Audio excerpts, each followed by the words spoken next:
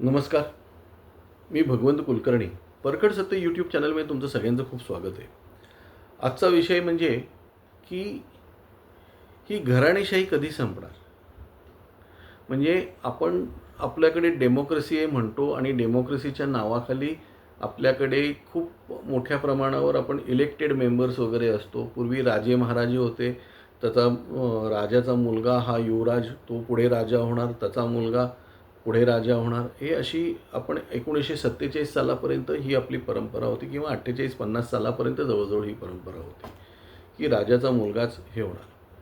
आज आमदाराचा मुलगा आमदार होऊ बघतो, खासदाराचा मुलगा खासदार होऊ बघतो.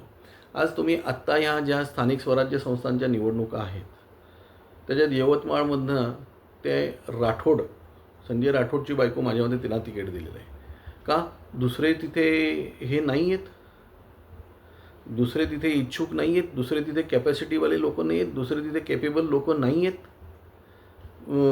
ह्याच्यामध्ये रायगडमध्ये इच्छुक कोण? तर तटकरेंचे चिरंजीव, आणखीन त्यांची मुलगी ऑलरेडी एक आमदार आहे, हे खासदार आहेत. त्याच्यानंतर शिवसेने म्हटलं तर भरतशेठ गोगावलेंची चा मुलगा किंवा ते दुसरे कोण दळवी आहेत त्यांची मुलगी. का दुसरे कुठले शिवसैनिक त्याच्यामध्ये हे नाही आहेत, केपेबल नाही आहेत, त्यांना इच्छा नाही आहे. फक्त ह्यांच्याच मुलांना इच्छा आहे. आणि ह्यांचं कॅलिबर काय? जसं सिंधुदुर्गमध्ये नारायण राणेंची मुलं आणि नारायण राणे. का दुसरे कोणी नाही आहेत तुमच्याकडे तिथे? फक्त राणेच फॅमिली आहे तिथे. मग ही काय? हे एक प्रकारचं तुमचं खानदानी, म्हणजे एक प्रकारची हे राजेशाहीच झाली. ही एक प्रकारची राजेशाहीच झाली. कोल्हापूरमध्ये क्षीरसागरांच्या मुलगा नगरसेवक झाला, त्याच्यासाठी भाजपचे अजित ठाणेकर बाजूला झाले.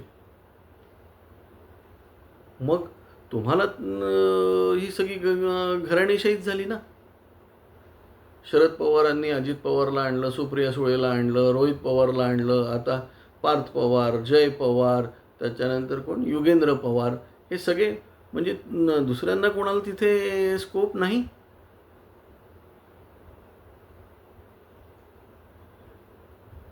म्हणजे याला मला खरंच हे आश्चर्य वाटतं.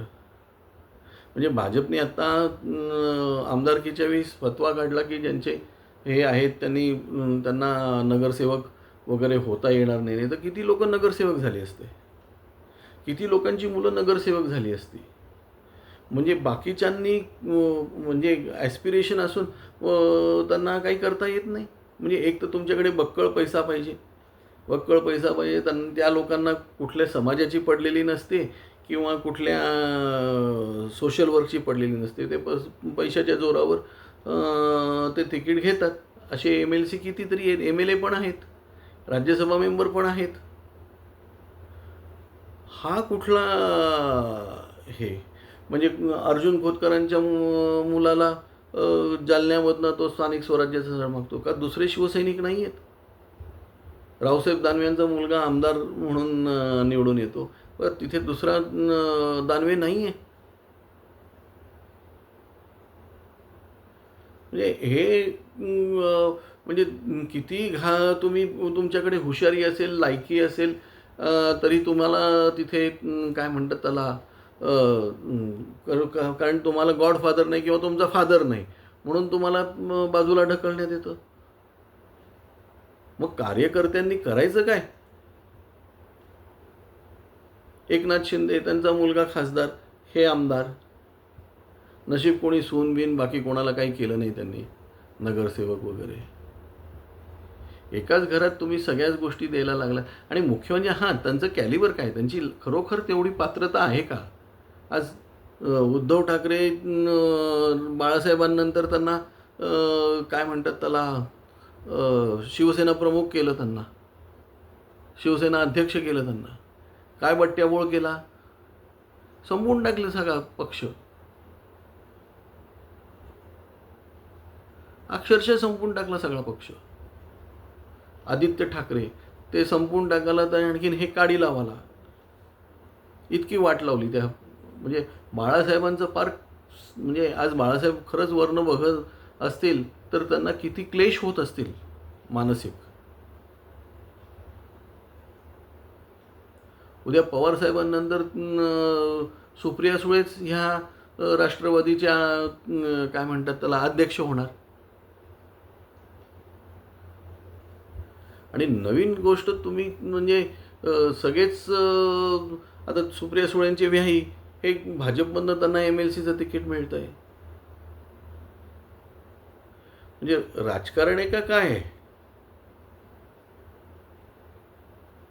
म्हणजे चांगल्या लोकांनी दुसऱ्या ज्याची लायकी आहे, ज्याची पात्रता आहे, त्यांनी राजकारणच करू नये. अनेक ठिकाणी मी बघितलेलं आहे, सरपंच, जिल्हा परिषद हे एकाच फॅमिलीमध्ये. त्याची ती म्हणजे सरपंच एखादी सून असते, त्या सुनेला त्याच्यातलं काही कळत पण नसतं, पण तो सासरा बघत असतो सगळं किंवा नवरा बघत असतो सगळं. नगरसेवकाला सुद्धा तीच गत. तुम्ही तिकीट देताना विनेबिलिटी आहे मान्य आहे मला, पण दुसरं आज भाजपकडे विनेबिलिटीचा प्रश्न नाही आहे ना. तुम्ही तुमचे एवढे जे कार्यकर्ते त्या कार्यकर्त्यांना द्या ना तिकीटं, आणा ना त्यांना निवडून. हे कुवत नसलेल्या लोकांना तुम्ही का हे करतात? ह्याच्यातले किती लोक विधानसभेमध्ये किंवा विधान परिषदेमध्ये प्रश्न विचारतात, ज्यांना तुम्ही असे पाठवतात ते मुलगा म्हणून किंवा हे म्हणून.